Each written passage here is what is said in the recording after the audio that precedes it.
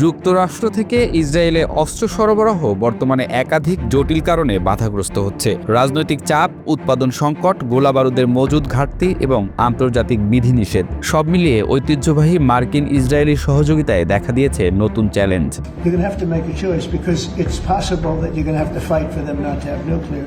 কংগ্রেসে ইসরায়েলে অস্ত্র পাঠানোর বিরুদ্ধে শক্ত অবস্থান নিচ্ছেন ডেমোক্র্যাট সদস্যরা। একাধিক জরিপে দেখা গেছে আমেরিকান জনমতেও ইসরায়েলে অস্ত্র সরবরাহ নিয়ে বিভক্তি স্পষ্ট।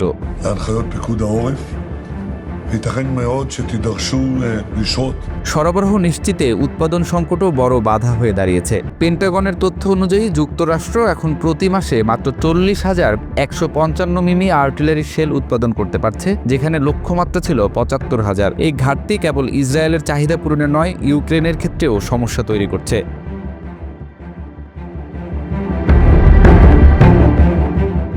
মিসাইল উৎপাদনেও ঘাটতি দেখা দিচ্ছে। লকহিড মার্টিন ও রেথিয়ন 2025 সালের মধ্যে মাত্র 740টি পেট্রিয়ট মিসাইল তৈরি করতে পারবে, যা ইসরায়েল ও ইউক্রেন উভয়ের প্রয়োজনে অপ্রতুল। When that happens, the great friendship between our two ancient peoples will flourish once again. ইউরোপীয় দেশগুলোও ইসরায়েলে অস্ত্র বিক্রিতে সতর্ক।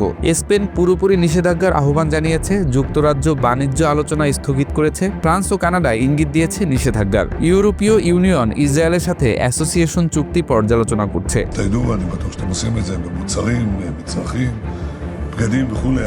পেন্টাগনের আন্ডার সেক্রেটারি মাইকেল ম্যাককর্ড জানিয়েছেন, অস্ত্র পুনর্মজুদের জন্য যুক্তরাষ্ট্রের হাতে এখন মাত্র $1.6 বিলিয়ন রয়েছে। অর্থাৎ নিজস্ব বাহিনীকে প্রস্তুত রাখতেও যুক্তরাষ্ট্রকে আপোস করতে হচ্ছে।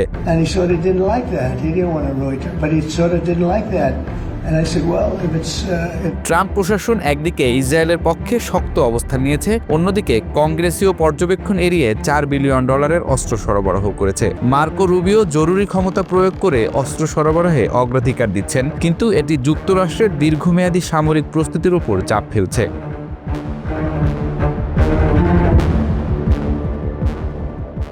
বিশেষজ্ঞরা বলছেন, চীনের সঙ্গে সম্ভাব্য ভবিষ্যৎ সংঘাতের কথা মাথায় রেখে যুক্তরাষ্ট্র তার অস্ত্র ভান্ডার ব্যবহার নিয়ে বেশি সতর্ক। এই কৌশলগত অবস্থানও ইসরায়েলের জন্য অস্ত্র সরবরাহে বিলম্ব ঘটাচ্ছে।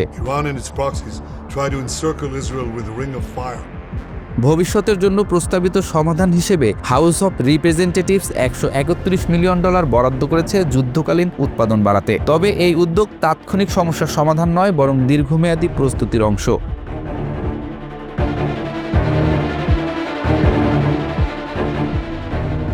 বিশ্লেষকরা বলছেন, যুক্তরাষ্ট্রকে অস্ত্র সরবরাহ নীতিতে কৌশলগত পুনর্বিবেচনা করতে হবে।